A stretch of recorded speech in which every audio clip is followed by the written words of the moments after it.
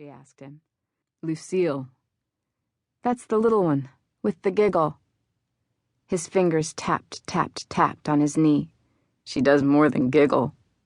You're a dog, Romeo. He tipped back his head, let out a series of sharp barks that made her laugh. Make sure Dolly doesn't find out you're out howling, she commented. She knew, everyone knew, he'd been banging one of the base cooks like a drum all season. I can handle Dolly. The tapping picked up pace. Gonna handle Dolly. Okay, Rowan thought. Something bent out of shape there, which was why smart people didn't bang or get banged by people they worked with. She gave him a little nudge because those busy fingers concerned her. Everything okay with you, farm boy? His pale blue eyes met hers for an instant, then shifted away while his knees did a bounce under those drumming fingers. No problems here. It's gonna be smooth sailing like always. I just need to get down there. She put a hand over his to still it. You need to keep your head in the game, Jim.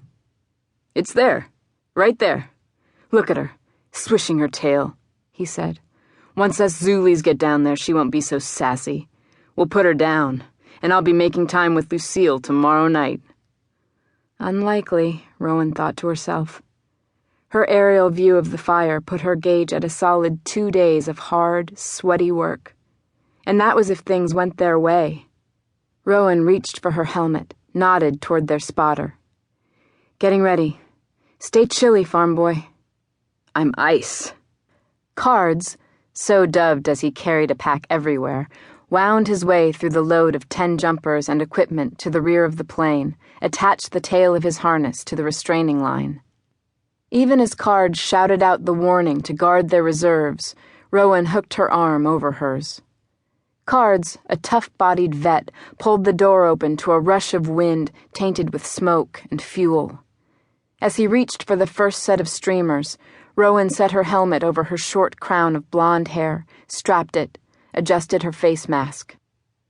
She watched the streamers doing their colorful dance against the smoke-stained sky. Their long strips kicked in the turbulence, spiraled toward the southwest, seemed to roll, to rise, then caught another bounce before whisking into the trees. Cards called, "Right!" into his headset, and the pilot turned the plane. The second set of streamers snapped out, spun like a kid's wind-up toy. The strips wrapped together, pulled apart, then dropped onto the tree-flanked patch of the jump site. The wind line's running across that creek, down to the trees and across the site, Rowan said to Jim. Over her, the spotter and pilot made more adjustments, and another set of streamers snapped out into the slipstream. It's got a bite to it. Yeah, I saw. Jim swiped the back of his hand over his mouth before strapping on his helmet and mask. Take her to 3,000, Cards shouted. Jump altitude. As first man, first stick, Rowan rose to take position. About 300 yards of drift, she shouted to Jim, repeating what she'd heard Cards telling the pilot. But there's that bite. Don't get caught downwind. Not my first party. She saw his grin behind the bars of his face mask, confident, even eager. But something in his eyes, she thought. Just for a flash. She started to speak again, but Cards, already in position to the right of the door, called out, Are you ready? We're ready, she called back. Hook up. Rowan snapped the static line in place. Get in the door. She dropped to sitting, legs out in the wicked slipstream, body leaning back. Everything roared.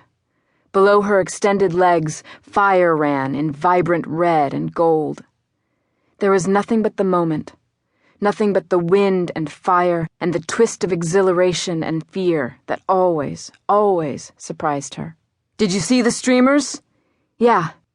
You see the spot? She nodded, bringing both into her head, following those colorful strips to the target. Cards repeated what she'd told Jim, almost word for word. She only nodded again, eyes on the horizon, letting her breath come easy, visualizing herself flying, falling, navigating the sky down to the heart of the jump spot. She went through her 4-point check as the plane completed its circle and leveled out.